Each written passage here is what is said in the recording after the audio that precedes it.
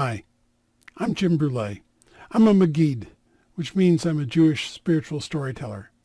But I'm really a multi-faith spiritual storyteller, as you've seen by my other stories. Today, though, I have a short story from the Jewish tradition that speaks to me on the eve of my return to my end-of-life chaplaincy at a large local hospital in their cancer unit. And it's a story, as many of my stories are, of the Baal Shem Tov. Now, for those of you unfamiliar with the Baal Shem Tov, he lived in the beginning of the Hasidic movement. He started the Hasidic movement. And he was a spokesperson for the common person, for the common Jew. At that time, it was the case that there was a lot of hierarchy about who could be an authentic Jew, and it turned out that the more money you had, the more likely you were to be authentic, mainly because you had time for study, you had time to learn the complicated prayers, you had time to learn, not have to work, as so many Jews were poor at the time. So much of his work was around helping elevate the common person and their deep, authentic yearnings for spiritual life and connection with God, without having to worry about the precision with which those yearnings were expressed. So here's the story.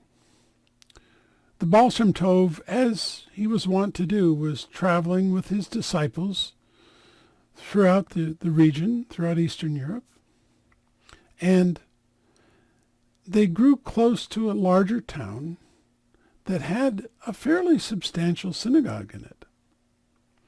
And as it was time of day when it was normal for prayers to be said, he and his disciples started to head to the synagogue. But the closer they got to this synagogue, the more ill at ease the Baal Shem Tov seemed. He would cringe and slow his steps, and sometimes he would stop and take a breath.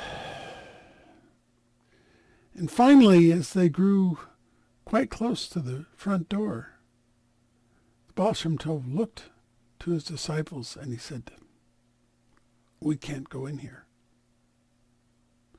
Now, they were close enough to the synagogue and prayer services had already started that they could hear. There were many people inside. They were all davening, is the expression. They were all saying their prayers out loud. And they looked at him and they said, "Well, Master, what's the problem? Why don't we go in? Everyone's praying."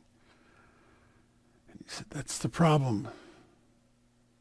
There are too many prayers stuck inside. There's no room for us." And they turned and left. Now, it's confusing to think about how there could be so many prayers in a place that there was no room for someone else. But I think this is one of his better teachings that bears some examination. You see, prayers, whatever our tradition, and I know that each tradition has their own meaning that they associate to both what a prayer is and how a prayer is done.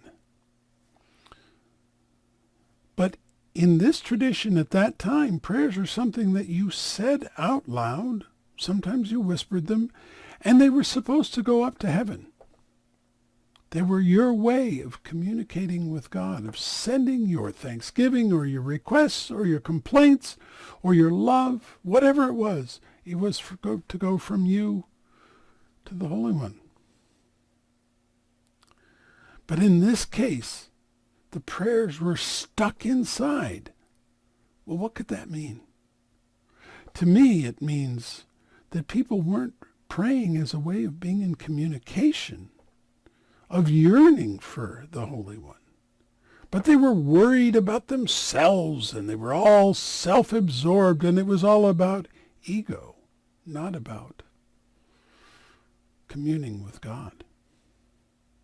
And in such an environment where people are just worried about themselves and not God, let alone their neighbors, there's no room in such a place.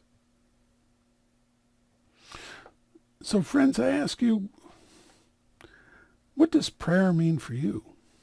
It doesn't have to be associated with a particular religion or tradition, but it usually is. Even if you've made your own practice of prayer, you've built it out of a spiritual language that came from probably your youth and things you've learned since then. So I invite you to think about your prayer and to pray in a way that makes room in your life. I'm Jim Brulé, and thanks for spending this moment with a spiritual spark with me.